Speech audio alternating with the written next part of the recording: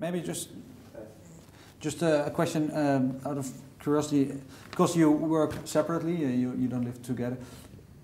Have you ever really jammed, like maybe just unprepared, go into a room and jam, or is that something that didn't happen so much? Maybe for fun sometimes when rehearsing, but not to write a song actually.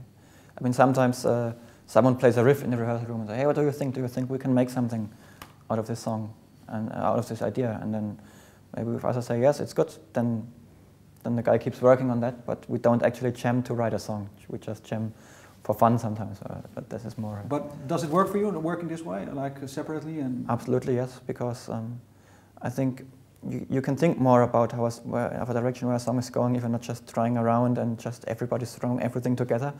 But someone writes a basis, has a basis structure of riffs and drum ideas, for example, and then it's sent around, and then somebody might say, hey, I think I have a riff here which would fit very well. I think this way works very good. But to get an idea, it all happens in the computer before, and the songs are finished in the computer as well before you really go into the studio and playing, or you? For the most part, yes. There are certain parts which allow a lot of dynamics, like we have some of those more mellow fusion moments, and the thing that we have is, before going to the studio, there's maybe only a chord progression, which is already finished, and then the drums are improvised on that. Then the next step is the bass is recorded, and also those bass fills are improvised over those drum fills, and then when I do a solo over it, I adjust the phrasing to the way those guys were phrasing when they improvised. So there's a lot of interaction possible still in the songs. So the basis structure, the riffs and the order of the riffs, of course, is finished before we go to the studio, but there's still a lot of room for surprises then, because... and for you, musician-wise, what... if you look back at this album you just recorded, Cosmogenesis, do you have already like something you want to achieve maybe for future recordings with the band? I mean, something we have not achieved yet with this record? for yourself, just your personal opinion on what you for yourself would like to do.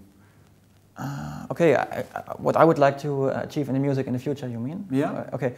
I would like to I wouldn't actually want to try to make it more complex or more technical or whatever, but I would like to try to take the music into even further into fusion-y ideas, to use harmonic ideas and harmonic structures which have not been used in death metal before.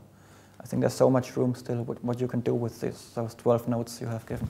But do you think the exploration room is more into the harmonic part element of it than in the brutality or the extremity? Yeah, I think that the brutality and the extremity is already, I think the level is already reached by many bands within the genre. And I don't think this ever was our goal as a band. And I also think in terms of rhythmical complexity, or complexity at all, I also think that the top level is reached and it just gets a self-parody if you take that any further. I don't think the focus should be on that. I think, as I said before, for me progressive music means to take it to, sound-wise, to new spheres, which haven't been done yet, but not so much in terms of technicality or brutality or complexity. You think it will maybe slow down maybe a little bit? It's possible, yes, it's possible. It's also possible it gets faster, that you never know, but it's also possible that we do a record which is a lot slower and uses more mellow moments. You never know what's going to happen, actually. It also can be a little more brutal, but yeah, you don't know what's going to happen on the next album. Okay, thank you. Okay.